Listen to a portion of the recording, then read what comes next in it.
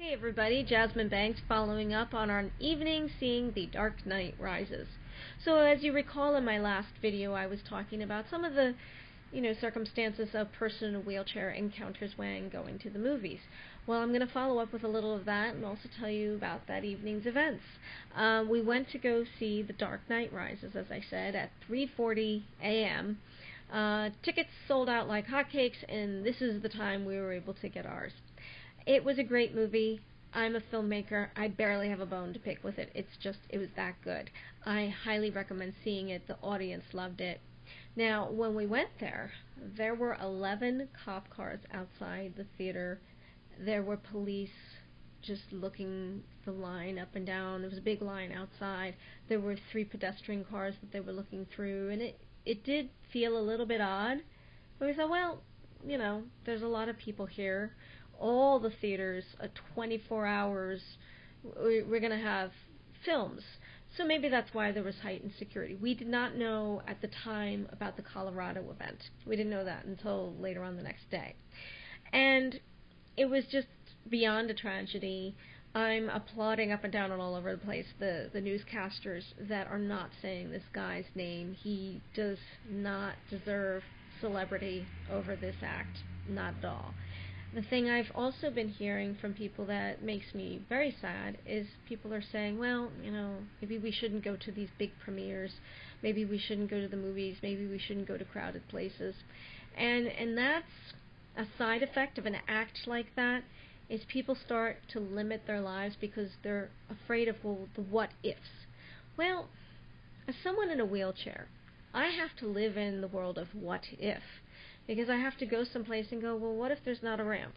How am I getting in there? Am I getting in there? Well, what if these people start fighting? Where am I going to go to get out of the way?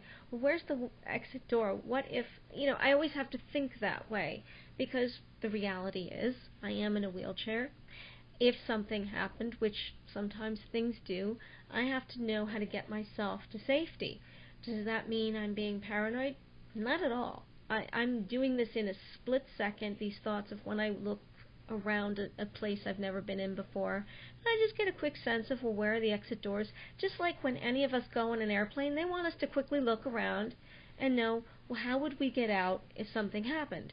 Just like when you were little and your parents did a fire drill with you and said, well, if there was a fire in the house, how would you get out in this circumstance or this circumstance? They would point all this stuff out to you. But you still lived in your house. You weren't afraid to go into your house because of the fear that maybe a fire would break out in it.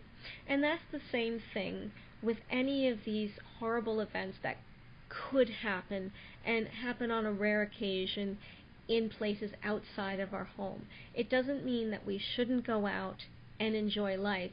It just means maybe it wouldn't hurt to just look around and go, okay, if I had to leave, how would I do it? If I was a little bit uncomfortable about somebody in there, they didn't seem okay, what would I do? Okay, I would go over and I would tell that person that works at the theater. Just what would you do under different scenarios, split second thinking, and then just don't even worry about it because it's probably not going to happen anyway. Just try to look at it like, it might rain. Let me bring an umbrella out. Let me be prepared just in case. And then what happens? It doesn't rain. So it's better to be prepared and go out and live life and enjoy. And just in case, you've got an umbrella. But probably you're not going to be using it.